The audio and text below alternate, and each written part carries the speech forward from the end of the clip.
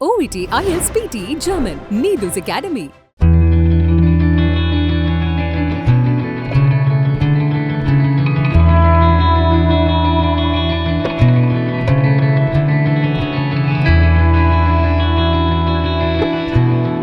ആയിരത്തി 1994 സുരേഷ് ഗോപി എൻ്റെ അടുത്ത് നിന്ന് വരുന്നു. ബാക്കിയുള്ളവർക്കെല്ലാം സംഘടനകളായിട്ടുണ്ട്, നമുക്ക് മാത്രം ഒരു സംഘടന ആയിട്ടില്ല, നമുക്കൊരെണ്ണം ഉണ്ടാക്കണം. ഒരാഴ്ചയായിട്ട് അത് ഇനിഷ്യേറ്റീവ് എടുക്കണം. 25,000 രൂപ ആയിരുന്നു.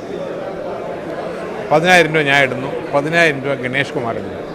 ഈ പൈസ വെച്ച് ഞങ്ങൾ തിരുവനന്തപുരത്ത് മറ്റേ പഞ്ചായത്ത് ഹാൾ എന്നൊരു ഹാളിൽ എല്ലാവരും വിളിച്ചു. അന്ന് 85 പേര് വന്നു. എല്ലാവരും, മമ്മൂട്ടി മോഹൻലാൽ ഉൾപ്പെടെ എല്ലാവരും വന്നു. നമ്മളൊരു സദ്യയൊക്കെ ആയിട്ട് രാവിലെ തൊട്ട് വൈകുന്നേരം വരെ മീറ്റിംഗ് കിടന്നു. അങ്ങനെയാണ് അമ്മ തുടങ്ങുന്നത്.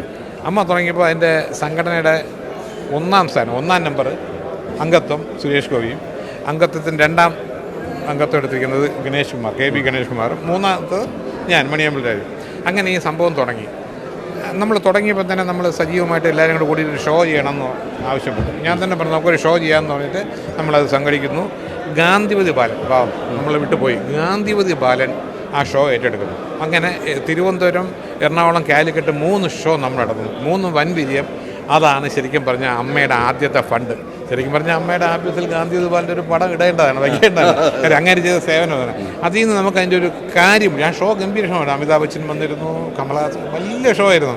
അതും ഇന്ന് ട്രിവാൻഡ്രത്താണെങ്കിൽ നാളെ എറണാകുളം, മറ്റൊന്ന് അതിൻ്റെ അടുത്ത ദിവസം കാലിക്കറ്റ്, കണ്ടിന്യൂസ് നടത്തുന്നു. ബാലനതിനകത്ത് സാമ്പത്തിക നഷ്ടം വന്നെങ്കിൽ അമ്മയ്ക്ക് അതുകൊണ്ടൊരു ഫണ്ടും ബേസും ഉണ്ടായിരുന്നു. പിന്നെ അവിടെ നിന്ന് ഇങ്ങോട്ടുള്ള, ഞാൻ എക്സിക്യൂട്ടീവ് മെമ്പറായിട്ട് പല കമ്മിറ്റിയിൽ ഇരുന്നെങ്കിലും കഴിഞ്ഞ വർഷം മാത്രം ഞാൻ വൈസ് പ്രസിഡന്റ് സ്ഥാനത്തേക്ക് മത്സരിച്ചു. ഈ പറഞ്ഞൊരു അപ്പോൾ എല്ലാം വേറെ പാനലുണ്ടെങ്കിൽ ഞാൻ ഒറ്റയ്ക്കാണ് മത്സരിച്ചത്. ഏറ്റവും കൂടുതൽ വോട്ടിന് വിജയിക്കുകയും ചെയ്തു. ഇപ്പോൾ തന്നെ ഇവിടെ വന്നപ്പോൾ എല്ലാം കാണുമ്പോൾ എല്ലാവരും ചോദിക്കുന്നത് എന്ത് നിൽക്കാത്തത്. ഞാൻ പറഞ്ഞു നമ്മൾ നിൽക്കേണ്ട കാര്യമില്ല, നമ്മളെന്തായാലും ഇതിൻ്റെ കൂടെ വർക്ക് ചെയ്യാനുണ്ട്. ഇതിൻ്റെ ഓരോ ഷോയുടെ കാര്യത്തിനും ഇതിൻ്റെ ഓരോ കാര്യത്തിനൊക്കെ നമ്മൾ നിൽക്കും. പക്ഷേ ഈ പറഞ്ഞൊരു ഇലക്ഷൻ നിൽക്കണമെന്നില്ല. അങ്ങനെയാണ് ഇത് ഇലക്ഷൻ വന്നത്. ഇലക്ഷനിൽ പ്രാവശ്യം ധാരാളം പുതുമുഖങ്ങളുണ്ട്.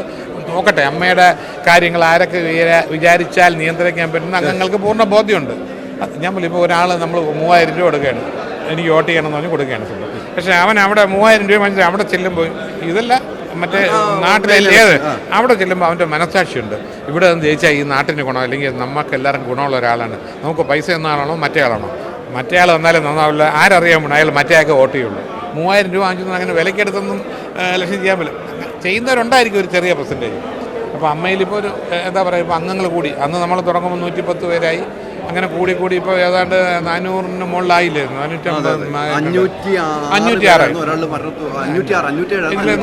118 പേർക്ക് നമ്മൾ കൈനീട്ടം കൊടുക്കുന്നുണ്ട്. എല്ലാ വർഷവും ഇൻഷുറൻസ്, നല്ല കാര്യങ്ങൾ പോകുന്നുണ്ട്. ബാബുവും കഴിഞ്ഞ 25 വർഷമായിട്ട് നല്ല സേവനമാണ് കാണിച്ചത്. പിന്നെ നമ്മുടെ ഒരു സക്സസിൻ്റെ ബലം എന്ന് പറയുന്നത് കഴിഞ്ഞ 3 വർഷമായിട്ട് നമ്മുടെ പ്രസിഡന്റ് മോഹൻലാലാണ്. നമ്മൾ എവിടെ ചെന്നാലും ഒരു പ്രസൻറ്റ് വിടണം. മോഹൻലാലിനെ കൊണ്ടുപോയാൽ നമ്മുടെ ആളല്ലേ, അതൊരു നോ വരത്തില്ല. എല്ലാ കാര്യങ്ങളും ഭംഗിയായിട്ട് വേണം. ഇനിയും പ്രസിഡന്റ് പുള്ളി ആയതുകൊണ്ട് തന്നെ ഇത് സംഘടന കൂടുതൽ ശക്തിപ്പെടുത്തുകയുള്ളൂ. ഇനി കണ്ടിന്യൂസ് ആയിട്ട് വീണ്ടും ഷോകൾ വരുന്നുണ്ട്. കാര്യം മിനിമം 6 കോടി ഇല്ല ഇത് അമ്മയ്ക്ക് മുൻപോട്ട് പോകാൻ പറ്റത്തില്ല. ഇത്രയും പേരെ കൈനീട്ടം, ഇൻഷുറൻസിൻ്റെ തുക തന്നെ 2-2.5 കോടി രൂപയോളം അടയ്ക്കും. 3 കോടി രൂപ അടച്ച വർഷങ്ങളുണ്ട്. അത് വേണം. പിന്നെ ഓഫീസ് എക്സ്പെൻസ്, അവരുടെ ശമ്പളം, കറണ്ട് ബില്ല്, ബിൽഡിങ് കാര്യം എല്ലാം കൂടെ ആകുമ്പോൾ ഇത്രയും പൈസ. അപ്പോൾ അതിന് നമുക്ക് ഷോ അനിവാര്യമാണ്. അങ്ങനെ ഇപ്പോൾ ഷോകളൊന്നും നടക്കുന്നില്ല. ദുബായിലും ഇവിടെയൊന്നും നടക്കുന്നില്ല. പക്ഷേ എന്നാലും മോഹൻലാൽ ഉള്ളതുകൊണ്ട് നമ്മൾ പലയിടത്തും പറഞ്ഞിട്ട് ഓൾറെഡി 2-3 ഷോകളൊക്കെ പറഞ്ഞു വെച്ചിട്ടുണ്ട്. അപ്പോൾ എല്ലാം ഗംഭീരമായിട്ട് വരും. അപ്പോൾ അങ്ങനെയാണ് അമ്മ തുടങ്ങി. അമ്മ എന്നുള്ള പേരിട്ടത് പക്ഷേ മുരളിയാണ്. മുരളിയാണ്. ഈ സംഘടനയ്ക്ക് എന്ത് പേര് വേണമെന്ന് പറഞ്ഞപ്പോൾ അങ്ങനെ എഴുതി association of Malayalam movie artist അമ്മ എന്ന് കണ്ടുപിടിച്ചത് മുരളിയാണ്. അന്തരിച്ച മുരളിയാണ് ആ പേരിട്ടത്. അമ്മ സംഘടന തറവാട്ടിലേക്ക് വരുന്നതിൻ്റെ ഒരു ഫീൽ എന്താണ്?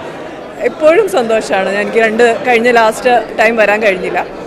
അപ്പോൾ വീണ്ടും എല്ലാവരെയും ഇങ്ങനെ ഒരു കുടക്കീഴിൽ കാണാൻ കഴിയുക എന്ന് പറഞ്ഞാൽ മലയാള സിനിമയിലെ എല്ലാ ആളുകളെയും ഒരു വലിയ സന്തോഷം നൽകുന്ന കാര്യം. എനിക്ക് തോന്നുന്നു അമ്മ താരസംഘടനയിൽ എക്സിക്യൂട്ടീവ് മെമ്പറായിരുന്നു ഹണി.